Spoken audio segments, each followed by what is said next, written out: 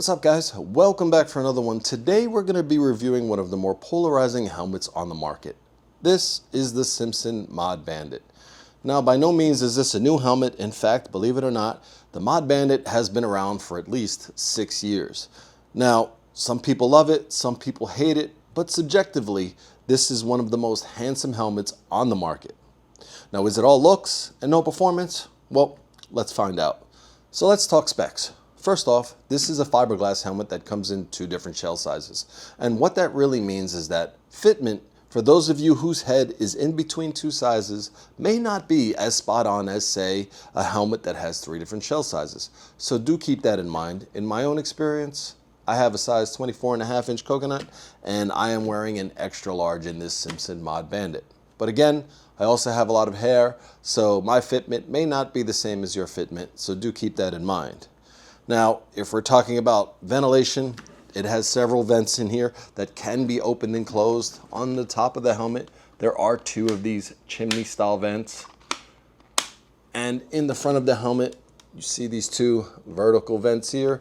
They are controlled by 2 switches on the inside of the chin bar that you may or may not be able to see. Beyond that, there are several exhaust ports here, both at the top and at the bottom, to get that hot air out of your helmet. And in my own experience, I can tell you that ventilation is pretty decent. But again, the caveat is that I ride this motorcycle with this windshield and fairing, and this motorcycle with this windshield and fairing. Those of you who ride differently, maybe with or without a windshield, will probably have a different experience than what I have with this helmet. Now, one of the great things about this helmet is how light it weighs. This is an extra large, and it weighs around 4 pounds, 4 ounces, which is actually really good for a modular. And let me tell you, that's with the Cardo system speakers installed and the chin mount, GoPro camera mount in the front. Again, very impressive. To give you a comparison, my HJC Arfa 91, which is right around the same price point, weighs close to 10 ounces more than this helmet, also with the same Cardo setup. So keep that in mind. If weight is a factor for you, this is a very light, if not the lightest modular helmet on the market. One thing to note is the way you actually remove this windshield. What Simpson does is they have these 2 pucks on either side, and there's a little button on the side here that you depress and you rotate to take the puck off. All right, so you have one on each side. You just push it in and you turn it and it releases. Now, if you look closely, you probably can't see, there is a C and an O at the top of this disc, and that tells you which way to turn the disc in order to lock the visor in place. Now, the visor that you see here is the Iridium style, and on the inside I'm actually using, they have a pin lock that's supposed to be transition, so it should get darker in the sun. And while I can't tell you if it gets darker or not, I will say that this setup together is really good in the bright sun, especially down here in Florida. But I also have this pretty badass orange visor, which is really great for night, and actually not bad during the day, especially because this helmet does have a built-in sun visor. So let's talk about the good. Well, first off, like I said earlier, this is one of the more lightweight helmets, especially in the modular category. I also found the fitment to be good. It has the least amount of face squish compared to all the other helmets that I've tried on. So if you got big cheeks like me, you're probably going to enjoy the way this helmet fits. I found the ventilation to be good on my setup down here in South Florida, the hot sun, not really complaining about it. It does help that it's a modular, so take that for what you will. I will also say that the detents on the visor do a good job at keeping the visor up at speed. In my own experience, it's right around the 60 mile per hour mark where this helmet just goes. But for the most part, if you're cracking it open for city riding, the helmet does a good job of keeping the visor open. So let's talk about the bad. Now, I do have a few gripes with the visors itself.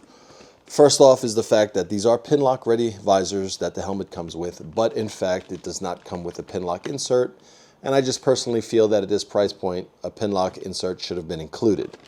Now, The sun visor, my original gripe was the location of the switch for the sun visor. I found myself reaching down here, which is where you find the more common location of the sun visor switch.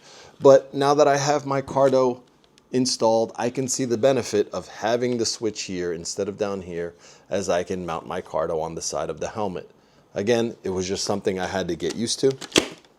Now, if we're talking the main visor, my biggest gripe is that you cannot open the chin bar with the visor in the up position, which is frustrating at times if you forget that. So you do have to close the visor all the way to keep the chin bar up.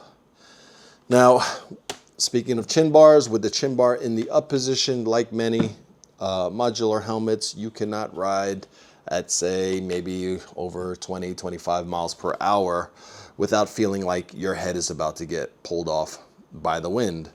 And there's not a lot of helmets out there that you can, but the fact that I can do it with my Alpha 91 makes that a tough pill to swallow when it comes between choosing between both helmets if I'm going to go for a ride.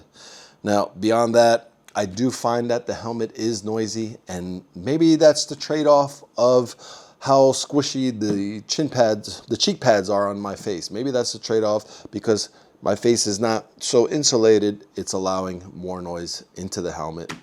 But again, both of my motorcycles are loud. I've got a 135, I've got a Stage 2, so it could also be subjective. But from my own research, one of the things I hear the most is that this is a pretty loud helmet. So with the good and the bad, I still recommend this helmet. I think it's super handsome, super lightweight, which is important to me. I find the detents work good enough for me on the highway. I find ventilation to be decent, good enough for me down here in South Florida. My only two gripes: you can't open the chin bar with the visor in the up position, and the fact that for me, this is a loud helmet. So anything over 2 hours, I'm looking for earplugs.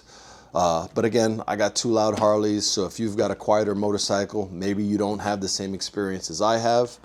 Overall, I still think it's a really good helmet. Glasses fit good in here, with the exception of the Ray-Ban Metas. I find it easier to put the Ray-Ban Metas on first and then stretch the helmet over it, as opposed to trying to slide it through the pads on either side. But if you don't have the Meta, not a big deal. Glasses and sunglasses, I had no problem wearing with this helmet. Well, that's all I got for today's video. If you do like videos like this, please consider liking and subscribing. It does help the channel out. As always, stay safe out there, and I'll catch you on the next one.